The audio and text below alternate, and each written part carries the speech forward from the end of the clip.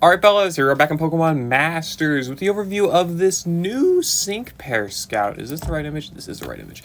We're going to be getting this Sync Pair Scout here that is a one-time only fair exclusive guaranteed Scout. I think this is actually a very solid and valuable banner to go for. Potentially, I guess, you know, whatever. But I think all these characters, for the most part, are pretty worthwhile to get because this is also, I want to say, this is probably less of a character overview, like the characters individually, though we are going to do that. More of a, can you evaluate the true value of this banner for what your account has? Where if we want to look at the Scout here, yeah, you can also use non-pay gems, cool. It's a special event celebration. I don't know why. I'm not sure why this is releasing. They might say, I don't know. Sometimes gonna use collaboration with Pokemon trading card game partners, battle partners, GPs. I mean, yeah, like, yeah, okay. Don't know why they're doing this, but we can be happy, right? For sure. But it is, as it says, you get one guaranteed fair exclusive sync pair, and you can use non-paid gems. It is a 3,000 non-paid gem 11 unit multi, and you are guaranteed to pick up one of these characters. I will say, you do not get to select the character. It is random between these 5. So if you are going into this banner only wanting 1 or 2, well, you know, you've got a 20 to 40% chance to get that character that you're actually wanting. So do not go in this saying, oh, I'm doing this so I can actually select Akari and have a very good dark damage dealer with Dark Zone and potions and stuff like that. You have a 1 out of 5 chance of actually getting Akari. Plus whatever chance you can get her in the slots that are not the guaranteed character. Let's just keep that in mind, right? Okay. I think that alone gives this banner value, though. Because Larry, Akari, and Classic Elesa really wants investment, but, I mean, all characters at this point want some kind of investment. But these 3 characters are really good. I think Bede and Giovanni are quite good as well. You can definitely get solid usage out of them. And overall, your risk to reward is not that bad with this banner. It is only 3,000 non-paid gems. It is a one-time only Scout. 60% chance to get someone quite damn good, 40% chance to get someone pretty solid, pretty good, at least in my opinion. I mean, you can argue about Classic Elesa and her value with strong electric types existing as is. I mean, that's fair enough. And you can argue, I guess, you know, between Giovanni and Bede being better or whatever. I mean, fair enough, right? Like, overall, again, still just thinking about the banner overall in value, it's a pretty good valued banner. None of these characters, I'd say, are particularly crazy, for sure. None of them are, like, top-tier meta characters, but you could definitely get extremely good uses out of them. I think Akari is probably the best character on the banner. Larry's really good, too. Like, I guess we'll look at Akari first. Akari is a field strike sync pair with a focus on using Ceaseless Edge and performing crits. Top performer Ceaseless Edge here is an extremely good buddy move. It's 230 minimum power with an increase of 20% power every time the move is used, up to an extra 60% multiplier. Is activated in Dark Damage Field, which she sets when she uses Ceaseless Edge. I will say at 1 out of 5, the duration is garbage. It's actually garbage. You really want the Dark Damage Field extension that she has in the grid here, so just keep that in mind. She's got potions for healing, which is really good too. That's very, very nice for any type of character to have. I bet just having potions to be able to have a safety net for your team, even as a character that's not support, is really good. And then her trainer move, which sets the field into Dark Zone, raises an ally's speed by 4 and an ally's physical and special moves next by 2, giving you good support as well as the ability to set Dark Zone. Being a field character, obviously she wants to do that. It is only twice on the trainer move here and on her sync move, but she does also have sync burst, so you can get more uses of that too if you do need it. And there's trainer move NPR in the grid if you still find yourself needing more uses of Dark Zone. Though she does not extend it traditionally. She does not have any extension tiles. I do not think that matters too much for her. I think it's not really that big of a issue. Also, she's got, of course, you know, the field roll, giving her that Dark Zone on the sync that is already extended. She's got Circuit Core Teachings, which maxes, well, not maxes, but +4 attack, +3 crit, and -1 sync countdown on entry. Very, very good self-sufficiency. Very solid for, like, the Battle Rally or something like that, where she's just unconditionally got herself at +4 attack and +3 crit without doing anything. That same, like, Sygna Suit Steven type of ability where they just do not care about MP. Raised the same way. Quick tempo, applying gauge acceleration on entry and critical strike 2 for some extra multipliers. Pretty solid stuff for damage. Pretty solid. Again, she's got 2 uses of Dark Zone, potions for healing, a little bit of support, and a lot of damage to try and back her up. The grid obviously increases that a good deal with Soften Up 1, Haymaker, the Dark Zone Sync move passive here, it powers it up, and Dark Damage Field moves up as well. So she's got multipliers for DPS, multipliers for her nuke, stuff like that. It's always just going to be increasing her damage very well. The Dark Damage Field extension, again, very, very, very good passive here as well in order to maintain that damage field, so you can keep using the buddy move as much as possible without losing it. Though, of course, there will be a time where the Dark Damage Field does run out and you have to reset it, and you will be back to your regular power buddy move with no extra power until you use it another 3 times. So that is one of the drawbacks with Akari's kit. It's just how she was designed, though. And honestly, it's not really that big of a deal. She's still really good. And then she's got her extra stuff down here, like Train Move, NPR, and Potions. Very, very good for the healing. Sync Burst for extra potions, as well as the extra use of the Dark Zone if you need it. Train Move, NPR for more support and more Dark Zone. And other things like free moves next when attacking the enemy while in Dark Zone, though not really that helpful in my opinion. If you need Gauge with Akari, she works just fine off having her speed buffs. This is perfectly fine here. Like, there's nothing she really needs. 5 out of 5, she gets defense debuffing as well, defense and special defense, as well as Mighty Rush. I don't think Mighty Rush really matters too much. You're not really going to ever be able to pick it up. It's just not worth it compared to everything here. But the defense debuffs could be pretty helpful depending on our partners, considering there's a lot of really good special dark types, like Champion Marnie is one of the big ones. I mean, Bryson Man's quite good as well. You know, those characters can benefit from those special defense debuffs, even if Akari herself can't. And, you know, Super Awakening, crazy stuff, high offense, high defensive stats, high HP. She got some support. I do like the support she gives, buffing all allies damage when in Dark Zone, or sorry, when in Dark Damage Field. That's pretty good, or I guess attacking in Dark Damage Field. 20% support, that's nice. It helps her own damage, helps out the team's damage. Just another ability for her to potentially support a character like Champion Marnie, you know, these really top-tier dark types, and just get better damage out of them. Like Giacomo as well really appreciates that too. So, it's good. And then the damage reduction here for the team, that's pretty nice. You know, you can honestly have some pretty good uses out of this if you bring like Aura Giovanni, or Alt Giovanni as your support. He'll be able to set Dark Zone, have cohesion with Akari, but then also have extra damage reduction so that when he's taking all these attacks, you know, he doesn't crumple anyway, but it'll be a lot better tanking for him. And then Headstar 1 for some more sync countdown, so decent enough Super Awakening as well. Just overall a good character. She can do some really good damage with some good supportive ability. Classic Elesa. Classic Elesa is a character that's really focused on debuffing. Her utility outside of that isn't too much. I mean, she's got special damage reduction and the ability to set Electric Terrain on her max move. But that's kind of it, at least at lower levels of investment. Shock Factor is really good, though. It debuffs all of the enemy's core stats by 1 when attacking a paralyzed opponent. That's really good stuff. She's also got entry freebie and viral hit, so the enemies can be AoE paralyzed, and also gives herself free moves next on entry for that Nuzzle guaranteeing that paralysis. Train move reducing sync countdown by 1, and it's raising special attack by 4. All ally special defense by 2. Not a terrible trainer move, but she doesn't buff crit. It's a little annoying. But in the grid, again, she gets help. Her fair tiles were really good. Her 1 out of 5 grid, 1 out of 5 grid, yeah, not that great, but like her 3 out of 5 grid wasn't really that fantastic. Shock Factor 1 was pretty decent for getting faster debuffs if you can land a 20% chance. Staggering is one of her better tools for Gauntlet soloing, but it's not as if it is free. It is quite painful. God damn it. Max Static Shock for some extra power was nice. Shielding Strikes was pretty nice for some extra bulk. A few other things as well, but yeah, those were mostly what she was kind of dealing with.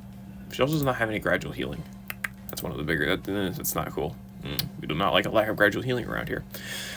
Anyway, this stuff was fine. Her 3 out of 5 is not really that great, all things considered. She's got Static Shock 2, whoop-de-doo. Her anti-multiplier is Power Play here, which is good, but not by itself. Even with Static Shock 2, it's not really that good of a nuke. Her offense is not that crazy to handle it. I mean, like, 450 special attack is just not that crazy. It's good, but not that crazy.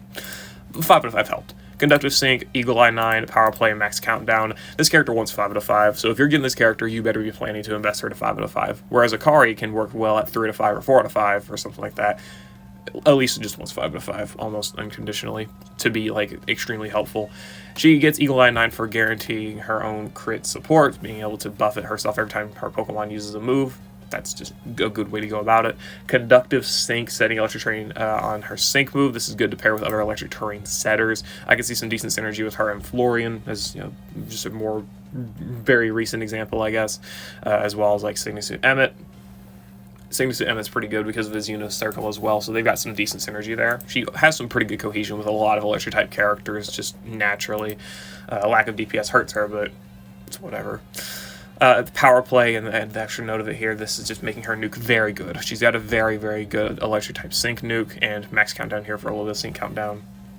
It's fine. That's a fine tile. As you can tell, I'm a very big fan of her fair tiles. We love to see it, and love that she actually has these super good abilities. Thank you, Classic Elesa. Let's go. So yeah, 5 out of 5 gives her a very, very good nuke, and obviously even with lower investment, she's still got DPS. She's still got this max move for setting electric terrain, but for the most part, you're probably going to want to invest in her to get that 5 out of 5. Though again, if you do already have a really good electric nuker, there's not really a point for Classic Elesa. I don't really think so anyway. We'll look at Larry. Larry here. Larry's got a lot of utility built in, but also he's just pretty good naturally. With full investment here, level 150 Tech EX roll, he's got 414 attack. That's not that crazy of an offensive stat, but it's good enough for sure, especially considering the power of his moves. He's got 240 power on Hyper Drill. That's Hyper Beam level, literally. Bullet Speed Hyper Drill, which is a 300 power 2-use move, which lowers enemy defenses by 2, lowers enemy normal rebuff by 1, and applies free moves next. This is a good way to enhance normal damage. If you are a big fan of normal types and want them to be really good, Larry and Palmer, I almost said Noland, and then I almost said Poland. So close. Palmer. Those two characters are going to be really, really good together. If you do have them both, at least with investment, that's a very, very strong normal type team. But yeah, overall good utility on the buddy move, and also some very solid damage on it as well. So, Larry's got that backing him. Dire Hit All Plus for crit support, not just for himself, but for his allies too. And his trainer move here, which is utility, very utility focused. Gauge acceleration, sync countdown by 1, and speed buffs for all allies by 2. Very good for his gauge. He really appreciates that. Other than that, though, nothing too crazy. I mean, it's a pretty solid trainer move, though. The gauge acceleration is really what he's really appreciating there, and not gauge acceleration, but the sync countdown and the team speed buffing is nice. If you have the support that already does that, this might not be that valuable, but could be good for some sync stuff. Who knows? And the passive skills. He's got Working Man Methods, raising his attack by 4 on entry, and then also gives him Piercing Blows. This gives him amazing Legendary Gauntlet utility if you do want to go for him, for sure. I'm definitely going to be using this guy against Yuxi. I've got him 4 out of 5, so let's just hope. I think he can beat Yuxi at 4 out of 5, right? Surely. Please? He's got the damage. Ooh, he's lacking healing. Maybe not. I hope. God damn, I fucking hope. Please, I don't want to invest in this guy to 5 out of 5. I don't have the friggin' resources. Whatever. We got Piercing Blows is super, super nice here. This is giving him that the ability to ignore enemy gimmicks like Fluid Fortification, Acute Senses, Healthy Advantage, Robust Physique. All these passives that enemies would potentially have, he really appreciates. So you can hit through, like, for example, the Masked Royals Robust Physique passive, though you still need to be able to meet its gimmicks of, I think, needing debuffs. Or does it buff? No, he buffs his defenses as well when he's not affected by a status condition. Oh well. Opponent rebuff team moves up, giving ally support whenever the enemy has a lower type rebuff, and also rebuff reducing hit weakness, lowering the enemy's weakness type rebuff by 1 when his attack move is successful the first time each battle. So no matter pretty much what you bring this guy to, if you bring him to like a grass type fight or whatever, you'll be able to lower enemy grass rebuff and buff grass allies, for example, and their damage. I did use him with Mixed Red versus the Argenta Ultimate Battle, and it was pretty good, honestly. Larry worked pretty well for that fight, did some pretty good damage, and has some pretty good tech behind him, so do really appreciate a passive like this. And the support, again, is also really good. I love supportive characters. That 20% support can help out damage quite a bit, especially considering it can be good for his own damage, good for Palmer's damage if you run them together. Pretty good stuff. These characters are legitimately really strong. Okay, and then in the grid, he's got a lot of stuff in here. He's got a lot of stuff for, like, damage and nuking. Like, he's got Inertia, he's got the any whenever type rebuff is lowered. So, I mean, he's got nuking stuff, right? Really solid nuke. Ramming speed for damage. Again, he's got good base power moves here, and also the good multiplier on top of the multiplier here. The normal rebuff he's able to apply, so he can do some legitimately good normal damage, right? That's definitely something. And then he's got mostly utility outside of this. Numbing Blow, Attack Trap, Head Start 1, Mighty Command, offense debuffing on the sync move, rebuff hit free moves next. These and Enfeeble, these are mostly utility-based abilities. I would say that Numbing Blow and Attack Trap are decent if your allies cannot deactivate gimmicks, but otherwise not really.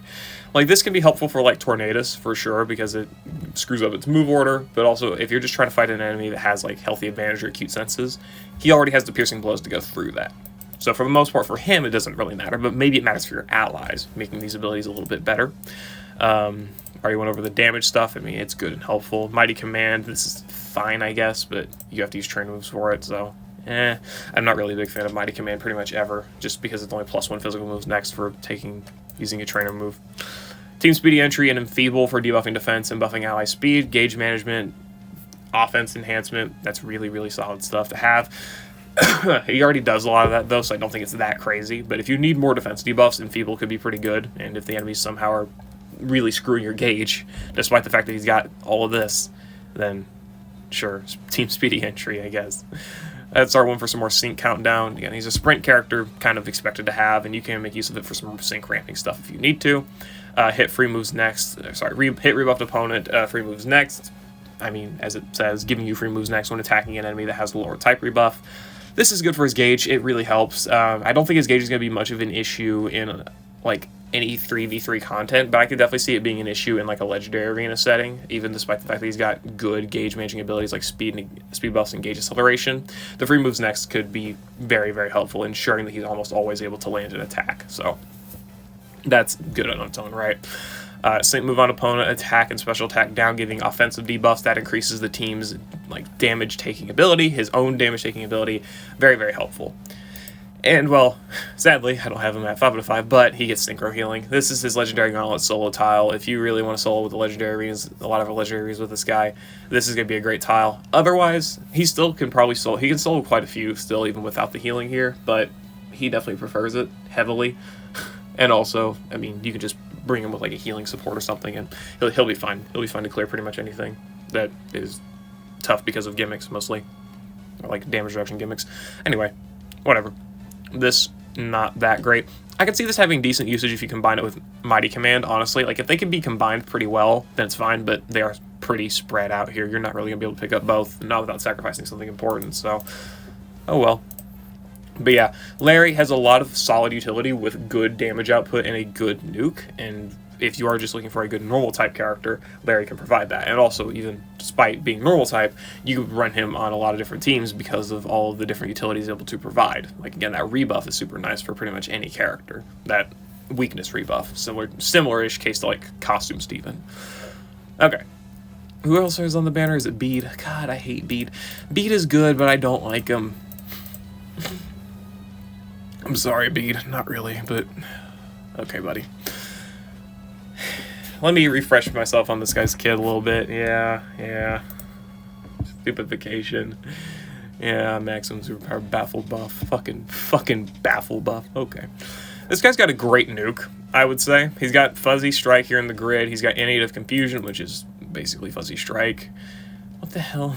Maximum superpowered, baffle buff, and then maximum superpowered. So if this guy's on type, his nuke is hitting hard, pretty hard anyway. His special attack's a little bit low, but it's fine. It's not that big of a deal. It's high enough for sure.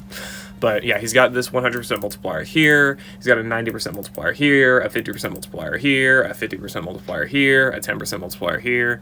Yeah. Can you tell he's got a lot of multipliers? Yeah, he's very confusion-oriented, too. He has Stupefaction, which debuffs attack and special attack by...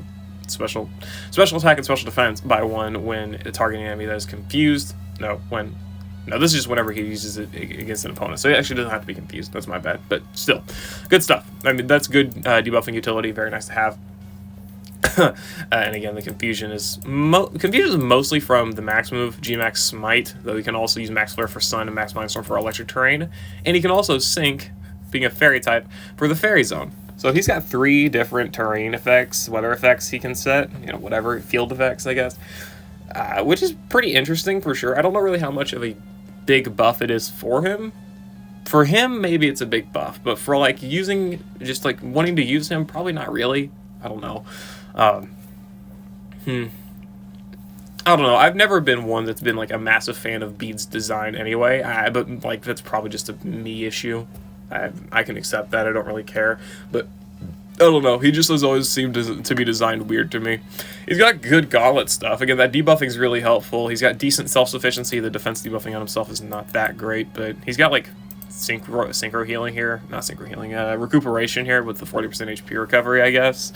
That's something. Outside of that, though, like, what's the Fairy Week Ultimate battle again? I for some reason, just do not remember. It's Evelyn. Okay. Which does appreciate debuffs. So actually, Bede's going to be pretty good against that stage. So if you are looking for a decent fairy character to handle that, maybe Bede with high enough investment. You do want a lot of his nuking stuff. Thing is, he's got no DPS, but they give him a lot of DPS multipliers, like Confusion Synergy here, as well as like Super Duper Effective 2 and stuff like that. I mean, we look at Dazzling Gleam here. Yeah. He's also got Stupor Fire, which is a 50% chance to debuff special defense when attacking an enemy, so that's something as well.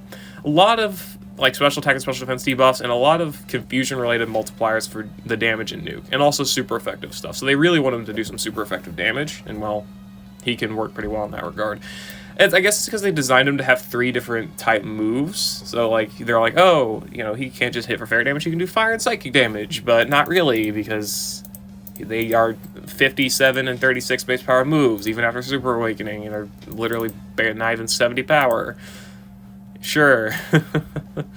I don't know. I mean, it's going to do decent damage on type regardless, just because of how many multipliers it's got, but it's not going to be like the craziest thing in the world for sure.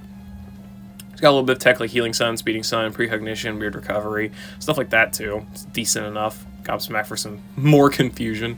That's honestly, Gobsmack's not bad for him to pick up, considering his main source of confusion is in Gmax Smite, and Psybeam doesn't have aggravation on it, so Gobsmack is pretty much just all you're dealing with for every setting confusion, so it's honestly not bad to have as a tile for him. Chiba Gmax Smite Power Nose is pretty cool though as well, so he can do a very nuclear max move, and also a very solid sync move as well, and set the field's the Fairy Zone on top of it, so he pretty much just never cares about bringing an ally that has Fairy Zone because he can do it himself. Well, he'll appreciate the Fairy Zone. Let's not get that wrong. He'll want an ally that can bring Fairy Zone, but if you don't bring one that has Fairy Zone, then well, Bede doesn't really care because his first and second nuke are going to be under it regardless. Anyway, Super Awakening gives him some more stats, helpful enough. His defenses go up quite a bit, which honestly is pretty crazy. I think that's a pretty good defensive stats. HP is good as well. And then he's able to have support for the team when the enemy's confused. Support is a good thing for him. He's very quirky and very weirdly built, so having support for the team is a good thing for him to actually have. And then Gmax Smite setting Fairy Zone, and then Strike Special Boost. Okay. Gmax Smite Fairy Zone, this is a good tile as well. More Fairy Zone for him, more self-sufficiency in setting Fairy Zone. He really appreciates this. This, I don't know. I honestly don't know. A Bede fan would have to tell me this, but up to +3 special moves next every time he lands an attack is pretty good on top of all of the multipliers he's got. I could see him potentially having decent Dazzling Gleam damage, unironically, similar to that of like Wally's Disarming Voice, Sygna Suit Wally's Disarming Voice, with how many multipliers it has on it as well. I can see Bede being a similar case, though at the same time, Wally's got like 700 special attack or something, and Bede has 400. How much special attack does Wally have? Fucking hell, yeah, 750. That's mostly why. Also, Disarming Voice is like slightly weaker than Dazzling Gleam, but I mean, look at Overpowering the Grid. It's got Foul Fighting. It's got Super Duper Effective 5 if you can pick it up. I mean, it's pretty decent. Confusion Synergy 9. So yeah, I mean, similar case, I would think, with Bede, maybe not to the same extent, but similar case where he can actually do some pretty decent damage, though you're probably gonna want you're gonna want the Super Awakening for that, which is a pretty high level of investment. I don't know, I just think Bede's a very weirdly built sync pair. He's got a little bit of debuff utility. He tries to do DPS with Confusion, and then also has a very solid nuking whenever the enemy's only confused, and he's super effective for the most part. But you can also obviously replace that a lot of times with just more recent characters, just more recent options, like Variety Calum. You can crap on this guy however you want to, for whatever reason it may be, but this guy's got a solid enough nuke, and a better reason to use this, frankly, for like healing purposes, if anything. I think it's just more valuable. Sygna Suit Wall is obviously nuts. It's absolutely nuts of a character. Definitely one that's more worth value in bringing and syncing with, you know, just again as an example for the most part. Anyway, final character is Sygna Suit Giovanni. They're both ground type. Bite me. Yeah, okay. This guy's built like, if you have any character like Variety Giovanni who just rerun pretty much, Yeah, pretty much. Or like Rose. They're similarly built. He's got himself the ability to have a high offensive stat, quote unquote high, 435 attack is quite solid, and then 3 pretty high powered different option damaging moves, mostly for trying to do super effective damage with those moves. Because he does have super duper effective 2 here, so that's something. But yeah, Mega Kick, Iron Tail, Poison Jab, all of which are buffed by Hit the Gas 5 here. It's going to be pretty strong. Mega Kick is literally Hyper Beam level damage. It's actually quite absurd. It's actually more than Hyper Beam damage, which is pretty damn nuts. And with Super Awakening, it goes up to 400. Fuck. Yeah, he's got some really good damage on him. I think the only thing that Giovanni has an issue with is the fact that, well, ground doesn't need help. You've got Arc Suit Cynthia, there's Mixed Lucas, there's Costume Adamant, there's Fall Roxanne, there's a variety of Giovanni, there's regular Cynthia and Garchomp. Like, there's just a lot of competition for ground types. I'm not saying Giovanni's worse than all of them. I think I'd say he's fairly better than a few of them. But I also don't think that if you have those characters, you're in dire need of getting a character like this. Again, it's not that it's like a select or anything like that, so it's like you don't really have much of a choice, but it's just more weighing the risk versus the reward. I think Giovanni is a good character, but just another one that also probably wants investment. Like, at 1 out of 5, he's only dealing with Mega Kick, which is a 250 power move, Iron Tail and Poison Jab with their varying levels of power as well as just, that's it. He's got no other multipliers besides that, other than like Critical Strike 2 or Weathered Warrior or whatever you give him in the grid, or the Lucky Skill, right? No multipliers. With up to like 5 out of 5 investment, he gets himself like Double Down, Super Duper Effective 2, Surging Sand, and Haymaker. Critical Crit's a good one too, but whatever. And then Furious Brawn and Poison Jab, Super Duper Effective, and all that stuff. He gets these multipliers, which are pretty good for enhancing his damage. Definitely something you should be investing in, though I still don't think it's really that crazy. I honestly don't think so. And most of this damage stuff is at 3 out of 5 here. Pretty much all of it. Literally all of it. And of course, a lot of these are only really good for super effective damage. Double Down is only good on the sync move, so if you're doing ground damage, then fighting a ground weak opponent, this guy can do really good against that stage. Though I think our bar for ground weak stages is very low, considering Lucy is the ultimate battle for that stage. It's Though we might see a ground weak stage, considering we're going to be doing an electric and ground high score event soon, so I guess there's that to think about. Sure, I guess. Whatever. But yeah, he's got a solid nuking stuff with Haymaker and Double Down, nothing crazy. His sync, he's got Support EX, which, I mean, Support EX plus like First Aid and Gauge Refresh and shit, I mean, that gives him good gauntlet tech, definitely. Though he's still kind of slow as sin. But I don't really think that's what he cares for. But at the same time, I mean, if he's already trying to compete for damage with other ground types, having a decent niche like that is helpful in a sense, though I don't really see it being too dissimilar from like Costume Adamant having potions, just for example, or Mixed Lucas having tick healing or anything like that. I don't know. I don't know. He's still a good like damage dealing character though. Again, hits 3 types for solid power, mostly trying to do it super effective, especially given a lot of his multipliers are super effective related here. He really would appreciate that. Also the max Double Down, you know, max move here. He would appreciate all of these being super effective as well, which they all can hit pretty hard under super effective damage, so that is something. I mean, the 5 out of 5 tiles are whack. Like, all of these are good in their own right, but it doesn't really help Giovanni do too much besides, I guess, like tanking, gauge management. It just gives him more self-sufficiency, I guess you can say. Self-sufficiency in being able to take attacks, being able to manage his gauge, being able to debuff defense, which enhances the team's damage a little bit. Max countdown for some sync ramping stuff. Kind of random abilities to throw in a character like this, honestly. I really do think so, but it is there. It's definitely an option, and it can be pretty good, again, given just whatever situation you're kind of in. For the most part, those damage. I mean, if you're really wanting that, that's here. Also, Critical Crit is a very good ability. You're guaranteeing yourself crits every time you pretty much use a move when one of your moves crits. That's pretty good. 100% chance of applying Critical Hit next when the move's a crit. He's able to apply Critical Hit next here on his trigger move. That's pretty good. And then under Super Awakening, obviously his stats all go up a decent bit. His defenses are still quite low, even with the Support EX roll, which is quite funny. Not low, but lower for Super Awakening standards. HP is good, though, and attack's quite solid. But he gets Head Start 1, Adrenaline 1, and the Max Quake Ground Zone. Why? He did not need the sync ramping stuff. I don't... Sure.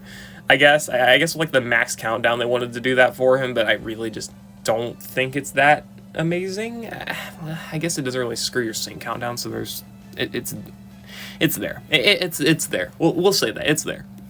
Sure. And then Max Quake here, Ground Zone, turning Field of Play to Ground Zone after using Max Quake.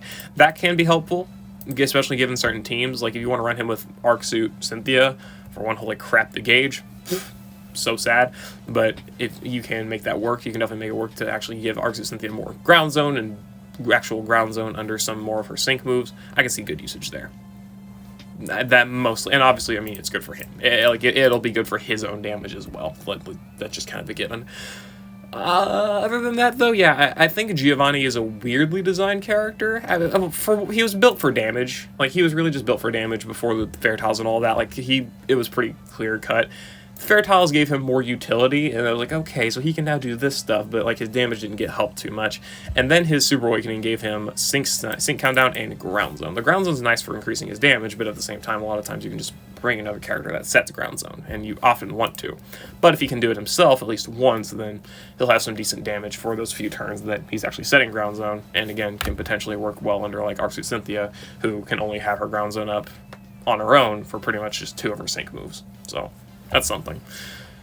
Anyway, yeah, that's my overview for this banner, I guess. Not really too well structured, but I think the banner's just...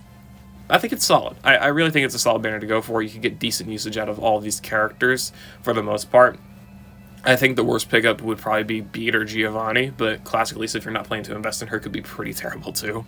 I think that all these characters do want investment, though. I think the one that is the best to get is Akari. Akari is just the consistently best option for this banner, I would say. She's got herself good like strength and good abilities at lower investment, like 1 out of 5 to 3 out of 5, she is still quite good, whereas all these other characters really do appreciate more dupes to be able to do more stuff. I think Larry is still quite good as well, so those are probably the 2 you're really hoping for here, but you can get good usage out of these characters, especially if they're dupes. You can get them to higher move levels, and that can just increase their abilities a little bit more. And again, for only 3,000 non-paid gems, I don't think it's a bad deal, but yeah, that's my thoughts. I'll see y'all later. I hope y'all enjoyed. Good looking or summoning, good looking or skipping. Peace.